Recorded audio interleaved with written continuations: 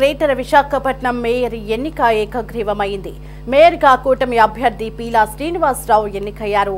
Mayor ఎన్నికను YCP బహిష్కరించింది. పోటీలో ఇంకెవరూ లేనందున మేయర్గా పీలా శ్రీనివాసరావు ఎన్నికైనట్లు ఎన్నికల అధికారి జాయింట్ కలెక్టర్ మయూరి అశోక్ ప్రకటించారు. వెంటనే విశాఖ నూతన మేయర్గా కూటమి టీడీపీ అభ్యర్థి పీలా శ్రీనివాసరావు బాధ్యతలు చేపట్టారు.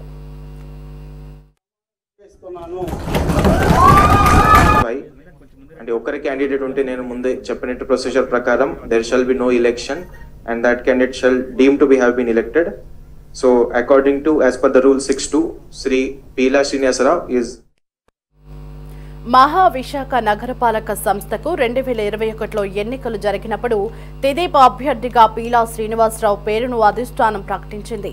అప్పట్లో మెజార్టీ లేకపోవడంతో పీలాకు పదవి దక్కలేదు. 4 ఏళ్ల పాటు పార్టీ బలోపేతానికి చేసిన కృషితో పాటు వైసీపీ ప్రజా వ్యతిరేక విధానాలపై పోరాడిన పీలా శ్రీనివాసరావుకు పార్టీ అధిష్టానం మరోసారి అవకాశం కల్పించింది. త్వరలో జరిగే విశాఖ డిప్యూటీ మేయర్ పదవి కూడా కూటమి ఖాతాలో చేరడం ఖాయమైంది.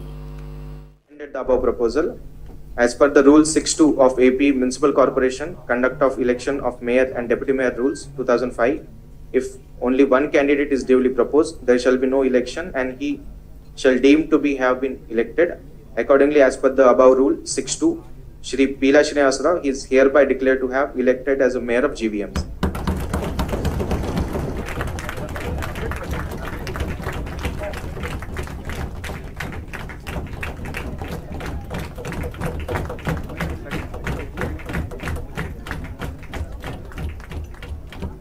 మహావిశాఖ నగరపాలక సంస్థ మేయర్గా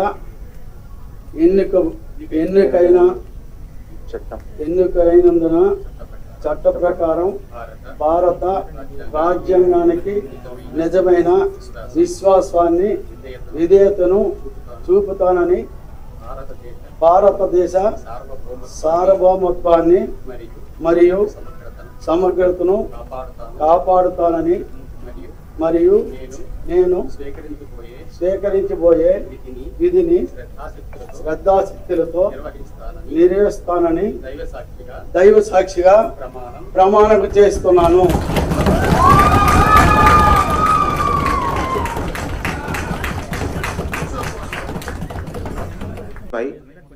ఒకరి క్యాండిడేట్ ఉంటే నేను ముందే చెప్పినట్టు